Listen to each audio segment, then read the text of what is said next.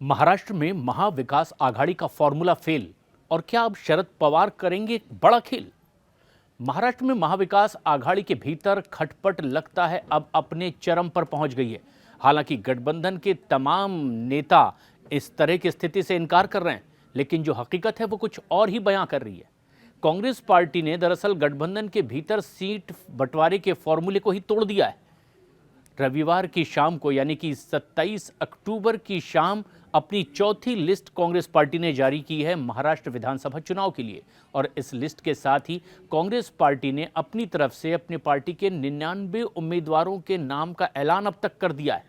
इससे पहले कांग्रेस पार्टी ने 87 उम्मीदवारों की घोषणा कर दी थी, लेकिन 27 अक्टूबर की शाम तक जो सूची घोषित हुई उसमें 14 उम्मीदवारों के नाम और सामने आए।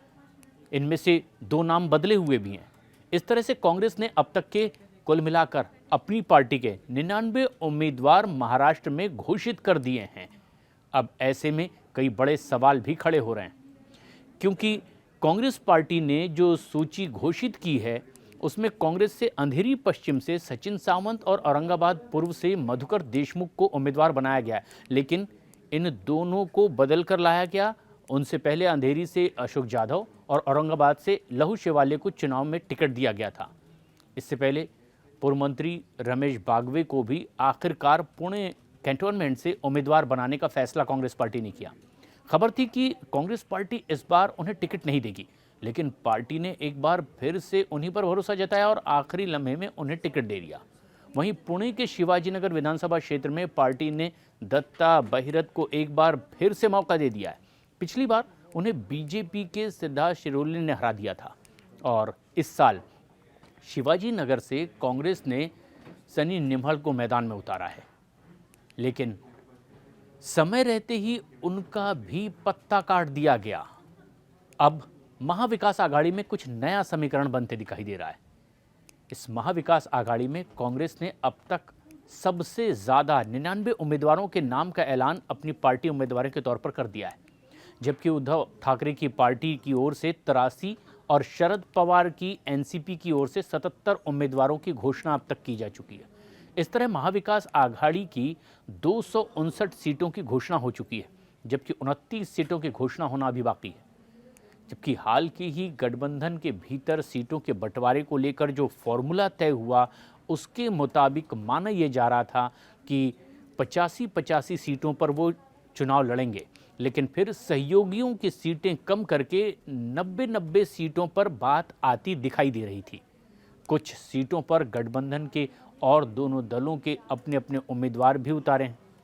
दरअसल कांग्रेस पार्टी लोकसभा चुनाव में अपने प्रदर्शन के आधार पर कम से कम 100 तो सीटें लड़ना ही चाहती है। इससे कम पर प्रदेश के कांग्रेस नेता तैयार नहीं हैं।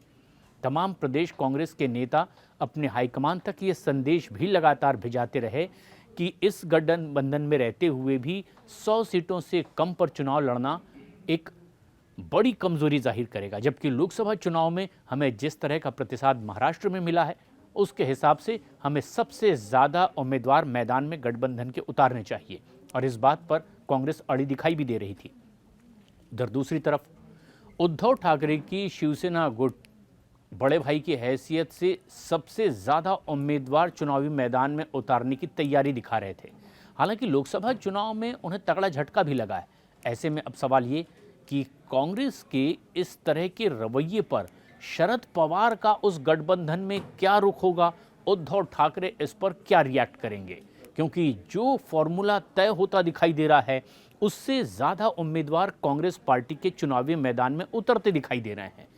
इस बीच चुनावी गठबंधन के लिए एक क्या खतरा तो नहीं है, इस पर भी उन्हें विचार करना होगा। लेकिन सार्वजनिक मंचों पर लगातार तीनों ही पार्टी के नेता यानी शरद पवार, उद्धव ठाकरे और उधर कांग्रेस के तमाम नेता लगातार ये बात कह रहे हैं कि गठबंधन में कोई खींचतान नहीं है।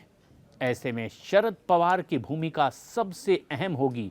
ऐसी परिस्थिति में महाराष्ट्र में वो चाणक्य की भूमिका में नजर आते हैं। अगर कांग्रेस ने किसी भी तरह से जिद या हट की बात सामने रखी तो फिर शरद पवार का फैसला महाविकास आघाड़ी का खेल पूरी तरह से बिगाड़ सकता है।